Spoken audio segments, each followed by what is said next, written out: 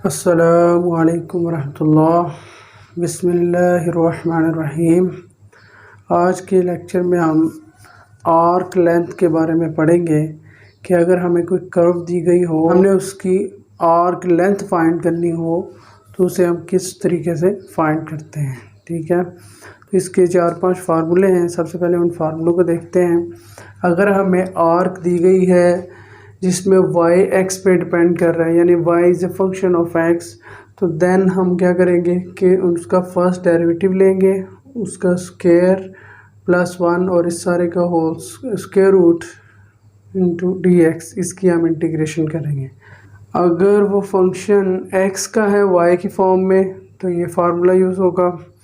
अगर वो parametric questions दी गई है उस कर्व की x in the form of t and y in the form of t, then उसका आर्क लेंथ का फार्मूला होगा dx बाई dt का square plus dy by dt square whole square root into dt। इसी तरह अगर parametric में theta पे depend कर रही है तो ये फार्मूला यूज़ हो जाएगा।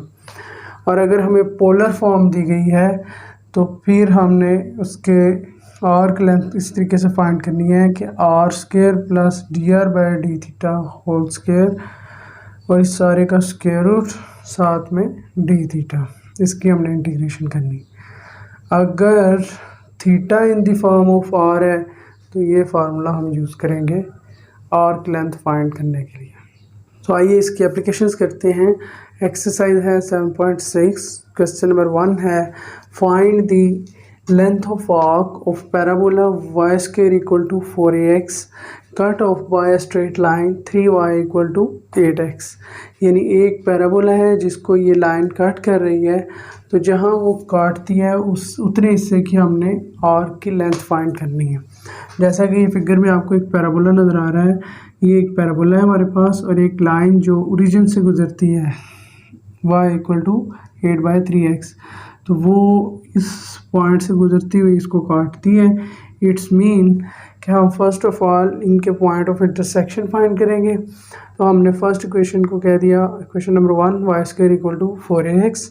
दूसरी इक्वेशन हमारे पास लाइन की है, इसकी वैल्यू इसमें यूज़ की तो हमें यहाँ से x की 2 वैल्यूज़ मिल गई सिंप्लीफिकेशन के बाद। एक x 0 है और एक x 9/16a है। ठीक है, अब इक्वेशन 1 को डिफरेंशिएट किया विद रिस्पेक्ट टू x, हमारे पास dy बाई डी एक्स आ गया। इस dy बाई डी एक्स का स्क्वायर लिया और इसमें y स्क्वायर की जगह पे 4ax की वैल्यू लिखेंगे तो हमारे पास आता है a/x। यानी हमारे पास आर्क लेंथ का फार्मूला था square root 1 plus dy by D X square into dx, तो ये होगा 0 to 9/16a 1 plus a/x dx।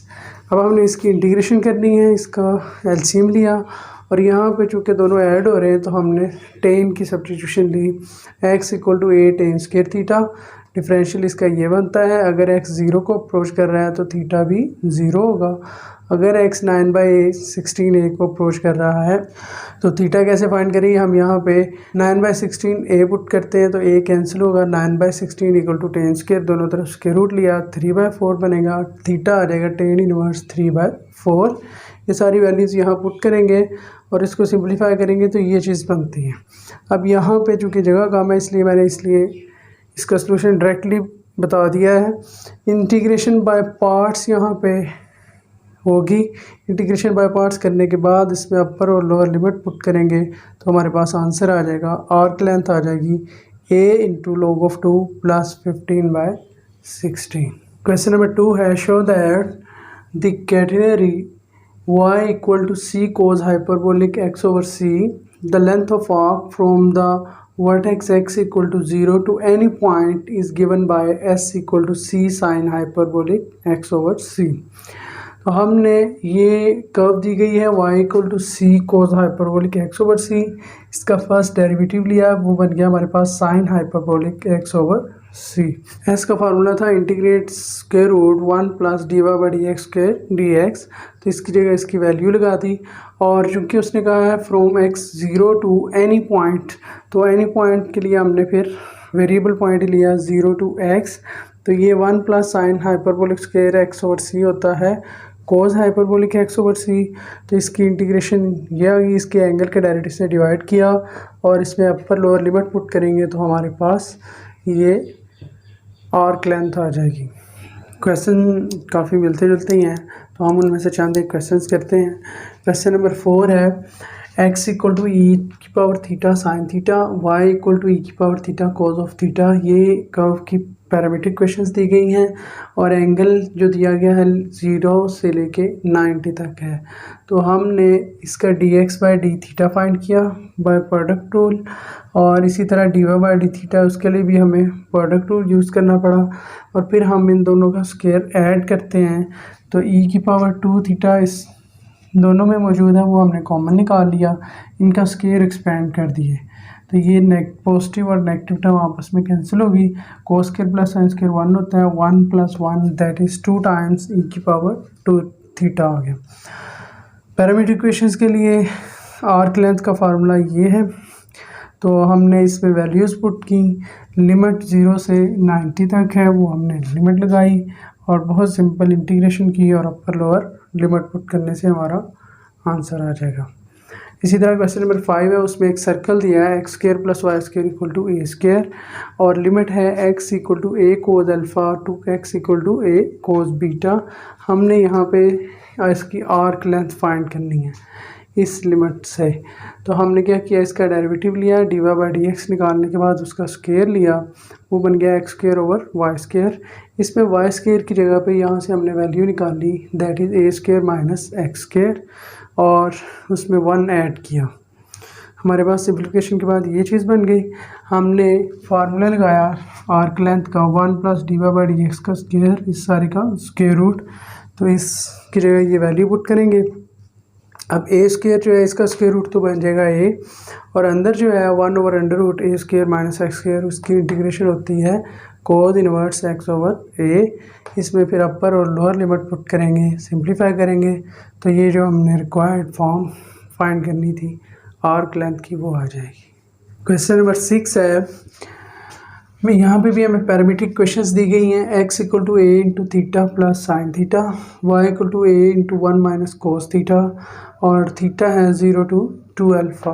तो हमने यहाँ पे इसका x का डेरिवेटिव लिया थीटा के लिहाज से, इसी तरह y का डेरिवेटिव लिया, इन दोनों का स्क्वायर हमने ऐड किया। इस सारे को हम सिंप्लीफाई करते हैं तो हमारे पास ये आता है 2a square 1 plus cos theta. जब हम इसमें s के फार्मूले में यूज़ करते हैं तो 1 प्लस कोस थीटा होता है 2 कोस स्क्वायर थीटा बाई 2, हम इसको यूज़ कर सकते हैं।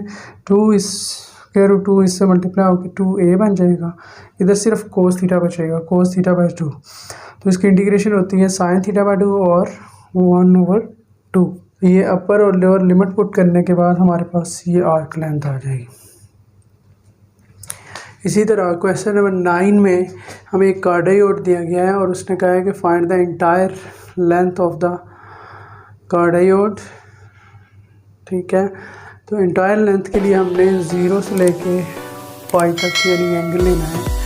इसी क्वेश्चन में कहता है कि अगर हम ये एंगल 0 से 2π/3 तक लें तो फिर इसकी लेंथ क्या होगी। ठीक है, तो हमने यही फार्मूला यूज़ करना है और इसकी वैल्यू यूँ के ये निकाली हुई है तो बार बार लिखने की ज़रूरत नहीं, यही चीज़ हम यहाँ पे यूज़ करेंगे 2a साइन थीटा बाई 2। ठीक है, और इसकी इंटीग्रेशन करेंगे, लिमिट सिर्फ चेंज होगी, उसको सॉल्व करेंगे तो हमारे पास इसकी लेंथ आ जाएगी, क्योंकि नेगेटिव है। लेंथ चूँकि नेगेटिव नहीं होती इसलिए हम इसे अप्रॉक्सीमेटली खुद पॉजिटिव लिखेंगे। क्वेश्चन नंबर 10 है, find the length of the curve r equal to sine square theta by 2 from 0 to 1 to pi. यानी इसमें r 0 से 1 तक है और थीटा 0 से पाई है। अगर हम इस कर्व का डेरिवेटिव लेते हैं dr बाई डी थीटा तो वो ये होगा, पावर शुरू में बार में से कम और फिर साइन का डेरिवेटिव कोस, इसके एंगल का डेरिवेटिव 1/2। उसके बाद ये हमारे पास dr बाई डी थीटा है, तो s क्या होगा, r square plus dr by D theta square D theta. 0 to pi limit है, r का स्क्वायर यानी इसकी पावर 4 प्लस इन दोनों की पावर 2 आ जाएगी। अब इस कोस स्क्वायर को हम लिख सकते हैं 1 minus sine square, bracket open करते हैं तो ये दोनों कैंसिल हो जाएंगी, हमारे पास सिर्फ साइन थीटा बाई 2 बचेगा। उसकी इंटीग्रेशन होती है minus cos theta by 2 over इसके एंगल के डेरिवेटिव से डिवाइड किया, इसमें सिंप्लीफाई किया, अपर और लोअर लिमिट पुट की, तो हमारे पास आर्क लेंथ आ गई 2।